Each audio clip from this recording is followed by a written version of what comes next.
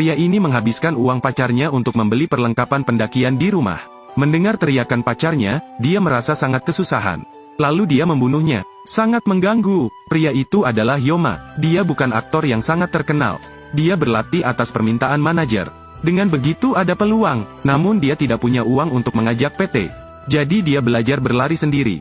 Sejak berlari di pegunungan, kepribadiannya berubah. Dia menghabiskan semua uang pacarnya. Dia membeli banyak mesin olahraga, dan memarahi pengantar barang. Hari itu, dia mengundang seorang artis untuk bermain game. Jogging di atas treadmill. Siapapun yang mencapai kecepatan 22.000 meter terlebih dahulu, akan mencuri remote untuk mematikan treadmill. Akan menang. Mereka mencapai kecepatan 22.000 meter bersama-sama. Mari kita sentuh remote kontrolnya. Kishibe membuat remote-nya jatuh. Yoma terjatuh. Dia jatuh. Kishibe memenangkan pertandingan. Yoma sangat marah. Yoma memainkan tipuan. Yoma lebih fokus untuk berlari. Waktu audisi bertepatan dengan waktu tayang. Ia mengundurkan diri dari audisi, untuk fokus berlari. Dia membeli perlengkapan pendakian. Dia mengkritik pacarnya karena banyak hal, jadi dia membunuhnya. Malam itu, Yoma pergi ke gym. Dia mengajak Kishibe untuk bermain dengannya. Targetnya kali ini adalah kecepatan 25.000 meter. Kishibe menemukan bahwa kecuali mereka berdua, tidak ada seorang pun di ruang latihan. Dua lainnya pingsan. Dia ingin memeriksa situasinya, tapi Yoma memutar tangannya. Tangan Kishibe terluka. Dia jatuh. Yoma seolah tidak terjadi apa-apa. Jika kamu tidak serius, maka kamu hanyalah penghalang. Kishibe mengulurkan jarinya ke arah Yoma. Tolong izinkan saya membersihkan gerbang surga. Yoma terbaring di tanah. Di wajahnya ada sebuah buku. Inilah kemampuan Kishibe. Pada bagian muka akan terbuka setiap halaman buku. Di atas adalah kenangan orang ini. Kishibe bisa mengetahui segalanya mulai dari kelahiran orang tersebut hingga saat ini. Jika Kishibe menulis perintah di halaman buku, maka orang yang mendapat jimat tidak akan bisa menolak perintah tersebut. Kishibe berdiri dan membuka-buka buku ingatan Yoma. Ia menemukan ada sesuatu yang salah. Mereka yang mencegah Yoma berlari semuanya ditangani olehnya. Misalnya sepeda, pengantar barang, pacar. Kishibe melihat foto mereka berdua di buku. Itu adalah dua orang di sudut. Dia mencoba mengukur denyut nadi mereka, dan tentu saja mereka sudah mati. Lampu padam. Yoma sudah sadar kembali. Dia juga memecahkan kacanya. Dia mengajak Kishibe bermain. Kishibe takut sekaligus bersemangat. Mereka berlari lebih cepat. Bersama-sama mereka meraih remote control. Kali ini, Yoma mencuri remote controlnya. Dia pikir dia telah menang. Tubuhnya tanpa sadar menekan tombol stop di sisi Kishibe. Ternyata, untuk berjaga-jaga, Kishibe menulis di buku kenangan Yoma, menyuruhnya menekan tombol stop di treadmillnya. Pada akhirnya, Yoma terjatuh dari mesin dan terjatuh ke lantai. Kishibe memenangkan kontes tersebut. Yoma menggunakan kitab surga bersama para tamu. Dia takut dengan cerita Yoma. Dia memeriksa buku ingatan tamu itu. Dia menemukan hal yang aneh. Di belakang pria ini, tidak bisa dilihat oleh orang lain.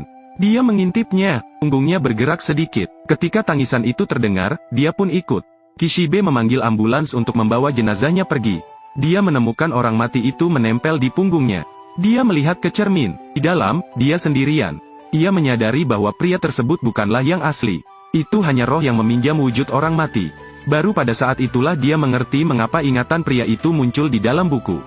Aku tidak suka orang melihat punggungku. Ternyata, selama seseorang mempunyai jiwa di belakang punggungnya, jika dilihat orang lain, dia akan mati seketika. Orang yang melihat bagian belakang, menjadi objek kerasukan jiwa selanjutnya. Ini seperti ditangkap. Kishibe bertanya pada roh itu, apa yang ingin dilakukannya.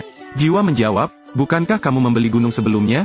Saya adalah roh gunung. Jika kamu membeli gunung itu, aku tidak akan punya tempat tinggal lagi. Kembalikan gunung itu padaku, dan aku akan pergi. Kishibe tidak akan setuju. Itu tanah yang kamu beli. Bagaimana Anda bisa seenaknya mengatakan bayaran adalah bayaran? Ini dia pengantar barang. Ternyata pintunya tidak dikunci. Ketika staf menyadari bahwa Kishibe menggunakan pose aneh untuk muncul di depan matanya, dia menjatuhkan barang-barangnya, lalu segera lari. Kishibe mengerti bahwa hal ini tidak bisa terus berlanjut seperti ini. Anda tidak dapat meminta bantuan sepanjang hidup Anda. Dia punya ide, naik saja ke gunung dan buang jiwanya. Jadi Kishibe keluar. Dalam perjalanan, dia bersandar ke dinding di bawah tatapan ketakutan orang yang lewat. Dia pernah melihat seorang pria lewat sambil memainkan ponselnya dengan kepala tertunduk. Dia menempelkan punggungnya ke punggung pria itu. Dia mundur selangkah. Siapa sangka jiwa itu menoleh dan membentak lawannya. Pria mencari seseorang untuk memarahinya. Mereka membeku di tempatnya. Mereka memainkan permainan memutar. Melihat laki-laki itu hendak melihat roh di belakang. Kishibe menggunakan kitab surga, menulis bukan melihat ke belakang. Dia terus bergerak maju. 4 jam berlalu. Kishibe hanya berjalan 3000 meter. Dia duduk di sebuah gang. Dia bertemu Izumi. Dia menghentikan Izumi untuk mendekatinya. Dia mengeluarkan dokumen itu. Di atas adalah percakapan yang aneh. Saat kamu mendengar nyanyian di gang, jangan berbalik. Ternyata, di tengah perjalanan, Kishibe mengirimkan pesan kepada Izumi. Dia menyuruh Izumi datang ke sini. Dia perlu memanfaatkan Izumi. Kishibe memberi isyarat agar Izumi melihat nama gang itu. Tempat ini kaku. Dalam bahasa Jepang, bisa juga ditulis sebagai jalan orang mati. Tempat ini memiliki hubungan dengan dunia orang mati. Pada saat jiwa menentang segalanya, tiba-tiba bernyanyi di gang. Kishibe membiarkan Izumi melihat punggungnya. Roh tersebut berpikir bahwa Kishibe pada akhirnya akan menyerah, jadi ia melihat ke arah Izumi. Anda berbalik, bukan? Izumi terjatuh. Kishibe meluncurkan bukunya. Dia ingin dia koma sebelum Izumi bisa melihat punggungnya. Dia berhasil mengaktifkan aturan percakapan iblis. Dia menyebabkan jiwa di belakang punggungnya diambil oleh jiwa lain.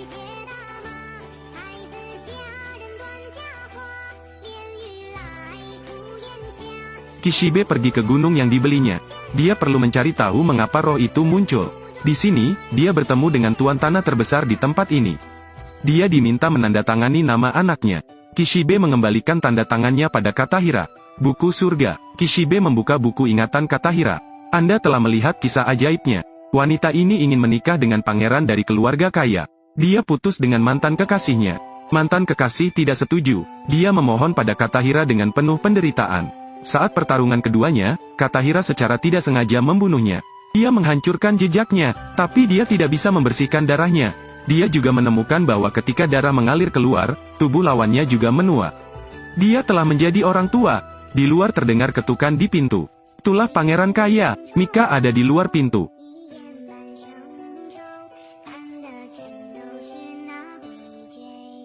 Tidak bisa membiarkan Mika menyaksikan adegan ini. Dia benar-benar akan menjadi pembunuhnya. Dia menggunakan alasan untuk berganti pakaian, untuk mengulur waktu. Mika ingin tinggal bersama Katahira. Dia menggunakan kunci cadangan untuk membuka pintu. Tapi tidak bisa membuka pintu. Baru pada saat itulah Katahira teringat bahwa dia telah mengganti kunci pintu. Ini tidak sulit bagi Mika. Dia menerobos masuk dari jendela. Dia mencari Katahira. Mika mencari kemana-mana. Katahira mengangkut mayatnya. Saat Mika tiba, dia hanya melihat Katahira sedang membersihkan lemari.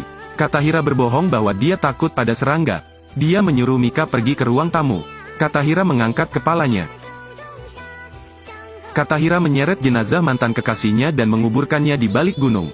Dia menumpahkan vasnya. Air dituangkan ke seluruh tubuh.